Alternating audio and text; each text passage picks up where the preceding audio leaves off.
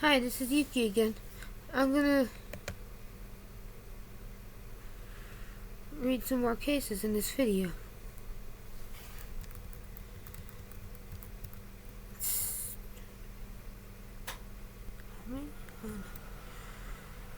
Case 1. Lacey Spears, who had Munchausen syndrome by proxy.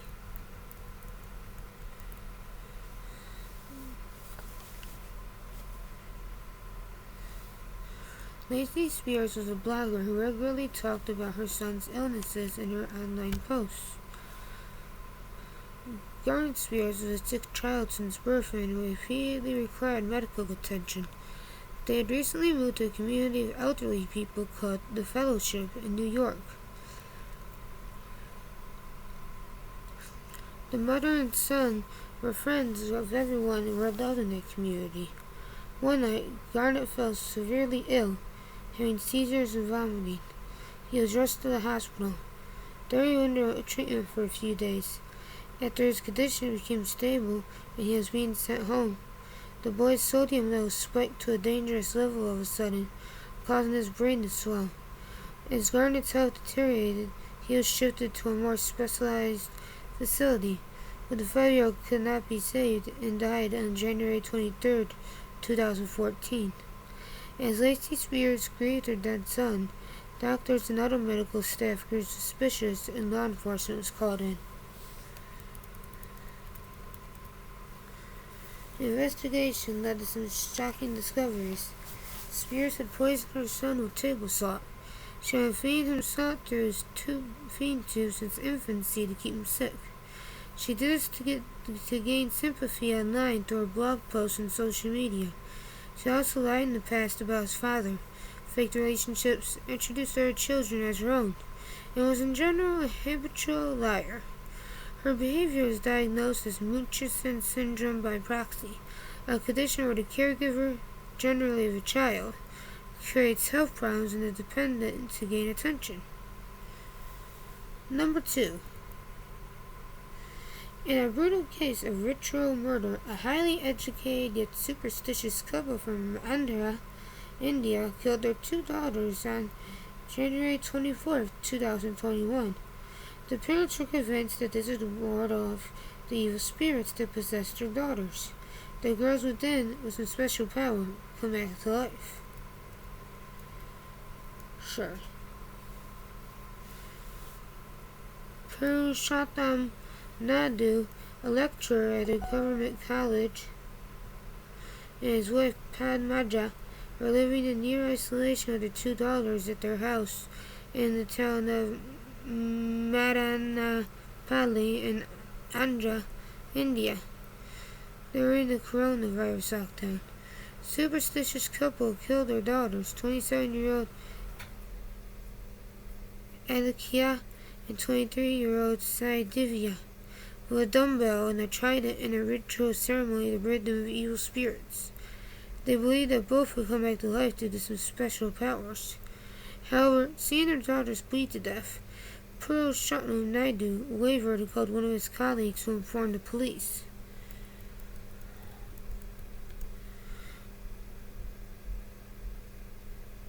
When the police arrived, the couple was in a state of trance.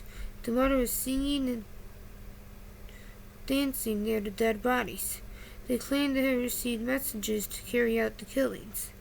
While the husband came out from the trance, the mother continued to exhibit delusional behavior during the ensuing police investigation, claiming to be Shiva, the Hindu deity. The girls too seemed to be influenced by their parents, and were likely aware of what was coming. This is evident by their social media post from a few days before the murder, their one post reading as, "Shiva will come."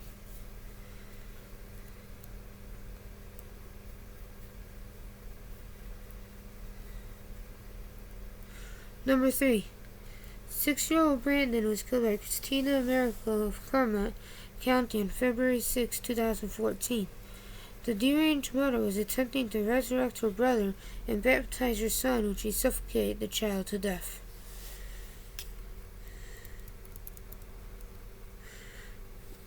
"25 years ago, Christina Miracle had a history of depression and paranoia. She had been admitted to a psychiatric ward twice, was asked to continue medications and seek counseling.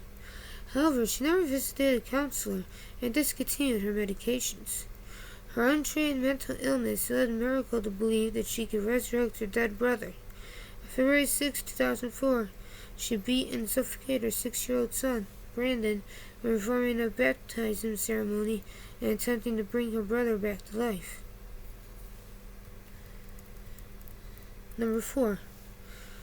Kulwinder Kaur from Jalandhar, India, murdered her 6-year-old son in a fit of rage because she felt that her son loved his grandmother more than her.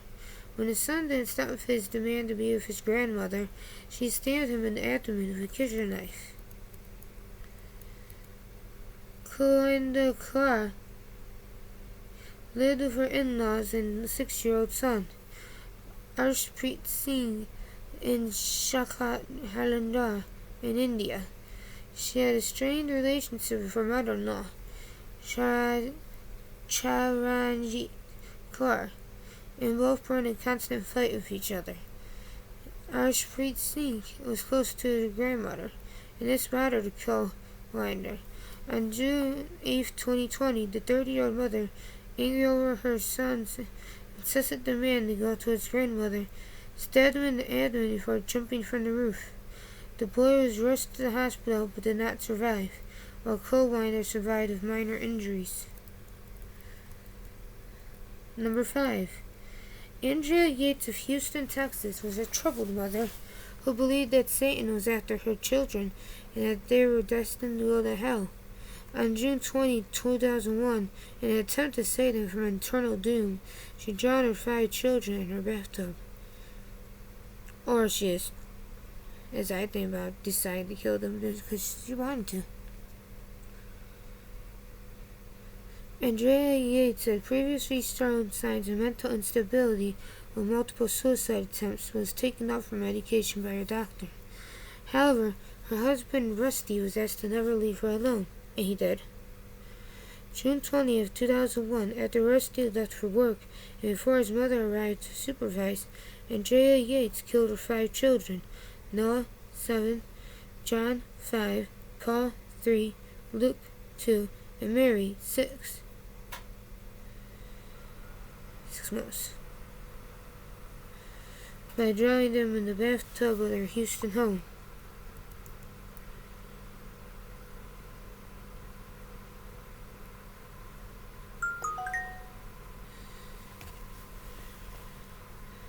She believed that they were controlled by Satan and would grow up to commit sins and end up in hell.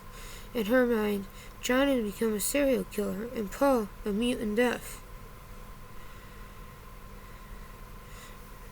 homosexual prostitute. As a saving grace, she decided to end their lives before they reached the age of accountability. Or she's just an idiot who hates her kids.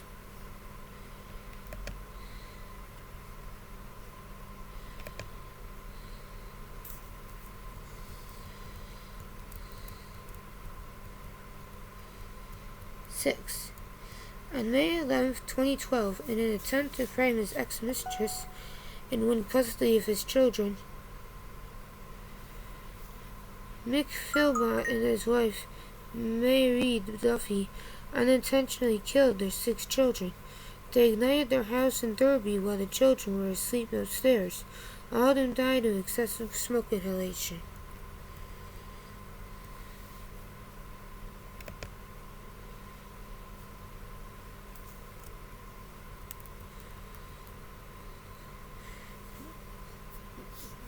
Mick Philbott had a history of violence and abuse towards the women in his life. He fathered 17 children from various relationships and lived on state benefits. At one point in his life, he lived in a council house with his wife, Mary Duffy, and their 4 children. Mistress Lisa Wills and their children, and 1 child of Wills from a previous relationship.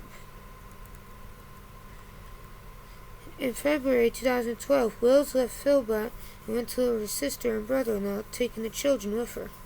This led to a custody battle over the 4 children. On May 11, 2012, Philbot's house in Derby caught fire around 4 a.m.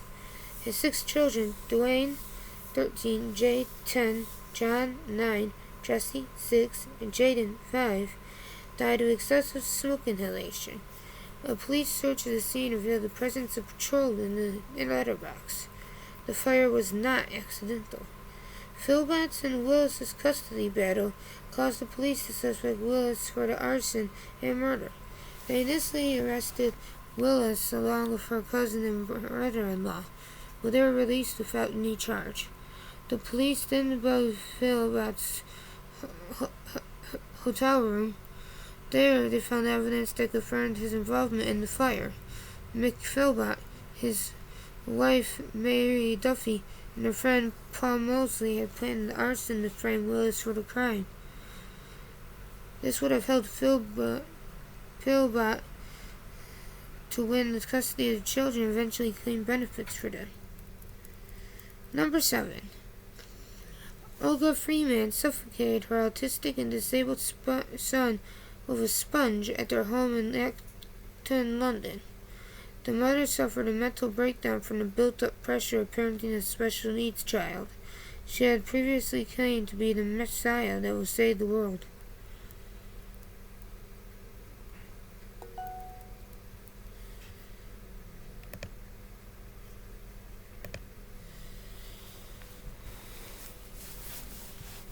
So let's read this bullshit.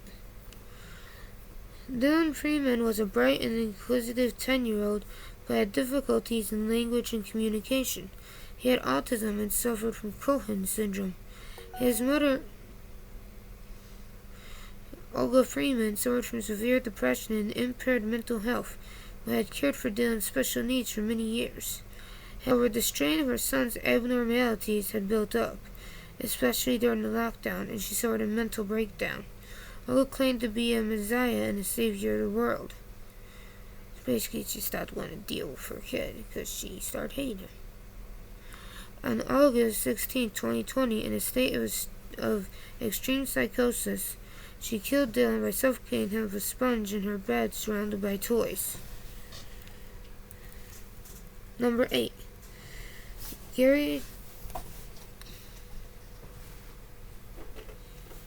Charelle asked his 13-year-old son at his home in northern Phoenix, believing him to be the demon that was trying to eat him. The man was unemployed, and that probably disturbed his mental stability. Quit trying to blame mental health when he was just unemployed.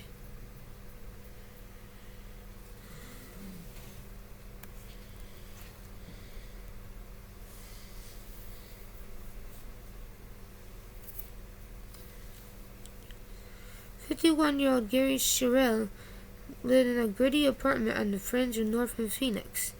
He led a strange life of boarded up and blacked out windows. He was unemployed, and that took a toll on his mental health.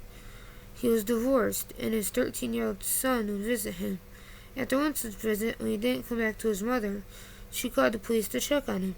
When the police arrived, they saw the boy had been hacked to death with an axe. Charelle immediately admitted to the crime, and then claimed that the child was possessed by a demon that had tried to eat him, so he killed him. Number 9. Alexandra Tobias, who had recently joined a Facebook advocacy group against baby shaking, shook her 3-month-old baby to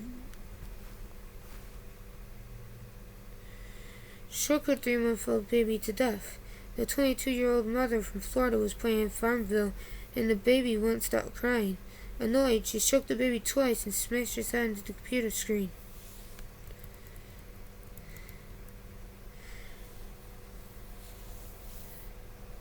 Alexandra Tobias was playing Farmville on Facebook.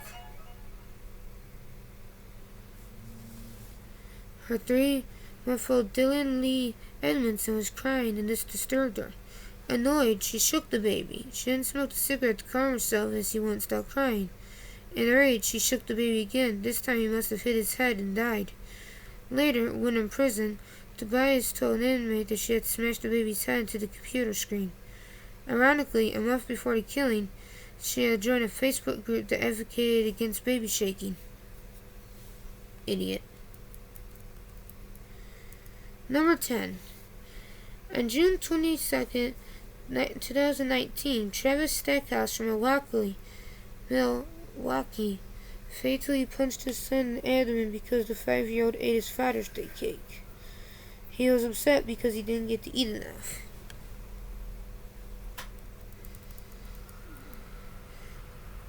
"29-year-old Travis Stackhouse Sr. reported that his 5-year-old son died after falling on the stairs. However, an autopsy revealed that his abdomen had received blunt force trauma. Also, there was a cut on his lips, and both his eyes were bruised. Owing to the nature of the injuries, the police didn't believe the story. Then, one of the dead boy's siblings told police that his brother never fell from the stairs. Instead, his brother had punched him and hit him across the face. The father eventually confessed he had punched his son in the stomach. He was upset because the boy ate his Father's Day cake, and he had only eaten one piece.